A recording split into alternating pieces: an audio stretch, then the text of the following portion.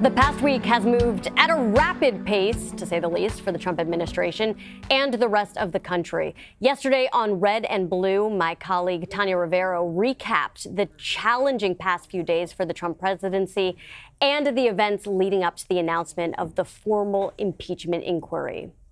It starts Wednesday night, September 18th, when the Washington Post reports the president's communication with a foreign leader was part of a whistleblower complaint.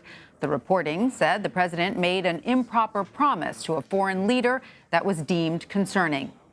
The next day, Thursday the 19th, members of Congress were still left in the dark because they had not yet received the complaint. We do not have the complaint. We do not know whether the press reports are accurate or inaccurate about the contents of that complaint. Hours later, on Thursday, reports reveal the call in question was to the president of Ukraine. That same night, the president's attorney, Rudy Giuliani, goes on CNN and sheds some context on concerns the improper promise was related to Joe Biden. So you did ask Ukraine to look into Joe Biden? Of course I did. If the president of the United States said to the president of Ukraine, investigate the corruption in your country that has a bearing on our 2016 election, isn't that what he's supposed to do? On Friday the 20th, the president denies saying anything wrong. It doesn't matter what I discussed, but I will say this. Somebody ought to look into Joe Biden's statement because it was disgraceful, where he talked about billions of dollars that he's not giving to a certain country unless a certain prosecutor is taken off the case. It was a totally appropriate conversation. It was actually a beautiful conversation. The next day, on Saturday the 21st, Joe Biden is asked if the president should be impeached. Depending on what the House finds, you could be impeached, but I'm not making that judgment now. You don't think the House should investigate it. The House should investigate this. On Sunday, September 22nd, there were signs the dam on impeachment was about to crack. Is it an impeachable offense in your view? If the president is essentially withholding military aid at the same time that he is trying to browbeat a foreign leader into doing something illicit, that is providing dirt on his opponent during a presidential campaign, then that may be the only remedy that is co-equal to the evil that conduct represents. And Speaker Pelosi Sunday releases a statement saying if the administration blocks the complaint, it would, quote, take us into a whole new stage of investigation. On Monday, September 23rd, the president hinted a transcript of the call would be released while denying reports he threatened to withhold aid.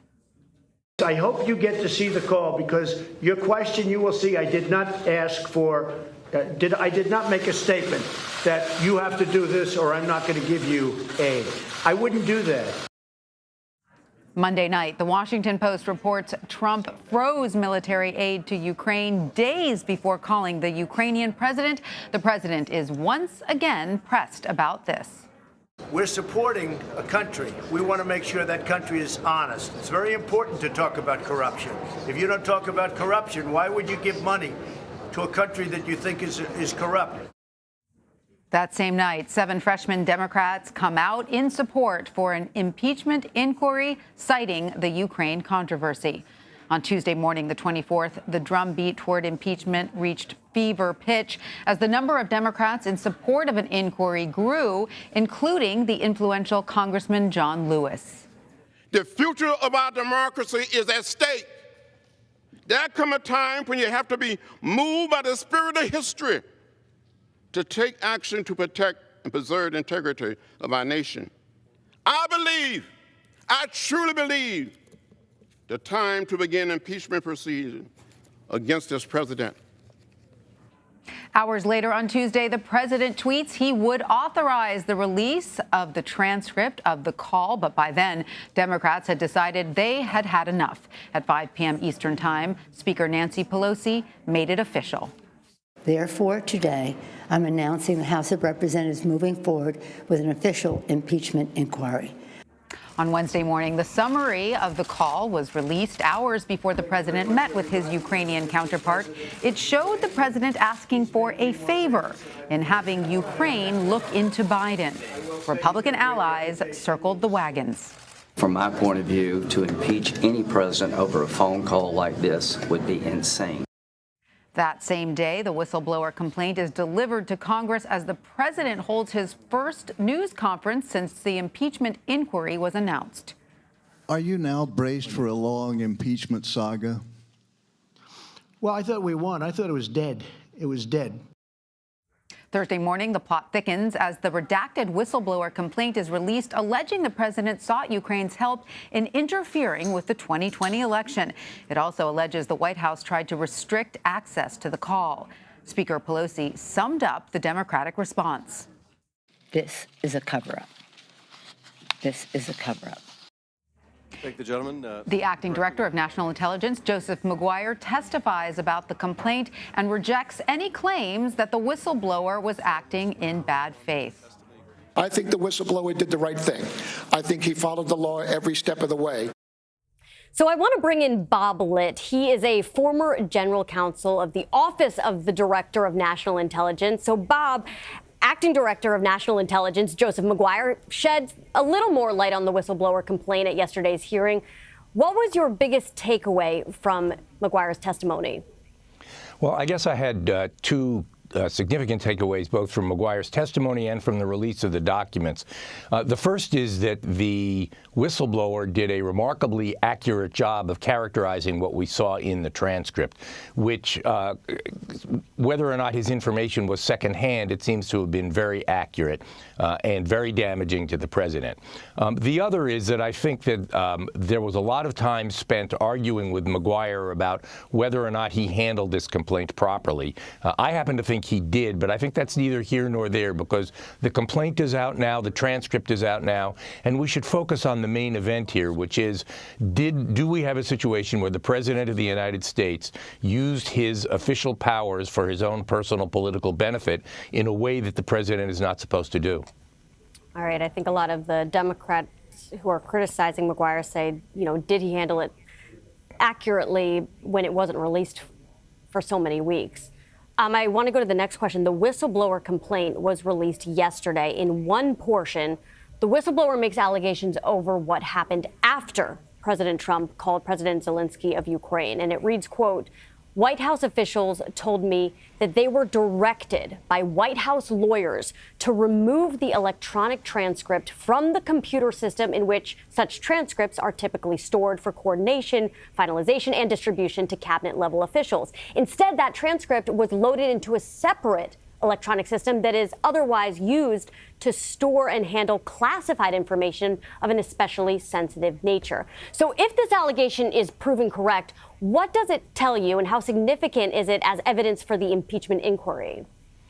Well, I certainly think that it would suggest that a lot of people in the White House recognized that what the president was doing in this conversation was totally inappropriate and were seeking to protect him. As I said before, though, I still think the main issue is what the president actually did. It may be different if it turns out the president told people, get this transcript out of the way because I recognize I did something wrong. But frankly, there's no indication that the president actually recognizes that this conversation was inappropriate.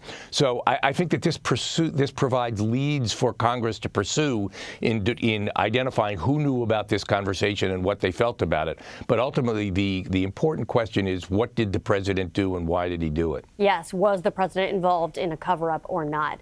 Right. We know that President Trump spoke about the whistleblower at a private event on Thursday. So I want to play some audio of that. The person that gave the whistleblower the information, because that's close to a spy. You know what we used to do in the old days when we were smart, right? With spies and treason. We used to handle it a little differently than we do now. The New York Times has identified the whistleblower as a CIA officer. CBS News has not been able to confirm this. But given the audio clip and the article, what does this say about efforts to protect the whistleblower from retaliation? Well, I think the president's comments were utterly reprehensible. I think that it would be very important for everybody involved in this matter to make clear that the whistleblower is going to be protected. I was disappointed in watching the hearing yesterday to see that, to my recollection, not a single Republican was willing to say that, although Admiral Mcguire, the acting DNI, made a very strong statement in this regard. But the president is putting this person's life at some risk, given what we've seen is that people take action. If the president suggests somebody needs to be executed, there's a possibility that some loony out there is going to go out and do that. And I think that this is totally the wrong message to send to somebody who has completely played by the rules and brought to the public's attention a matter of significant public import. Bob, I want to ask you, if you were prosecuting this impeachment inquiry, what evidence or leads would you be looking out for to advance the case against the president? Well, the first thing I'd want to do is bring the whistleblower in, not so much to have him or her elaborate on what's in the complaint, which is pretty detailed, but to find out who these other people were who talked to the whistleblower, who may have more firsthand knowledge of this. Remember, we have a transcript that's not word for word, and the exact words may make a big difference. Was there a stronger linkage between the president's statement that I need you to do a favor for me and the Ukrainian president's request for weapons to be sold to him?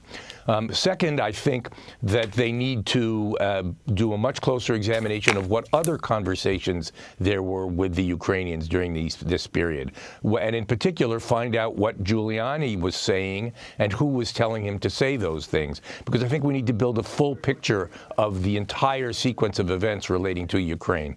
Many questions that I'm sure a lot of people want answered. Bob Litt, thank you so much for joining us this morning. Thanks for having me.